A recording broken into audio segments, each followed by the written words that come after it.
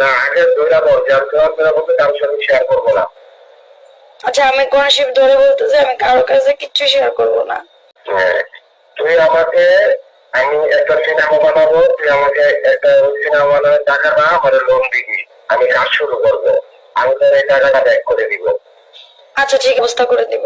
ব্যবস্থা করে তুই আমাকে আমাকে টাকাটা আমাকে ক্যাশ দিবি, আমি খরচ করবো। তো তুমি এখানে কোনো হাত দিবা না যে আমি আমার একটা খরচ করবো তার হাতে খরচ করবো, এটা বলতে পারবা না। তুমি সিনেমা করে তারপর যদি আমাকে ছেড়ে চলে যাও? আমি কোরআন থেকে বলবো যে আমি কখনো ওকে ছেড়ে যাবো না, এবং এই সিনেমার টাকাটা আমি তোর কাজেই লাগাবো, কিন্তু টাকাটা আমাকে তুই এই 1 সপ্তাহের মধ্যে দিবি। আমি 1 সপ্তাহের মধ্যে 25 লাখ 30 লাখ টাকা থেকে দিব। 25 লাখ 30 লাখ টাকাটা কি ছবি হবে? হেলেন আপার ছবি তো 25 লাখ টাকা বাজেট। কে কে বলছে? হ্যাঁ হেলেন আপার সিগনেচার সহ আছে। হ্যাঁ, হেলেন আপার সাথে আমার কথা হয়েছে। না না এটা অন্য ইয়া। না না এটা অন্য ইয়া না। কেন তোর কাছে 85 লাখ টাকা আছে বললি? ডিপোজিট?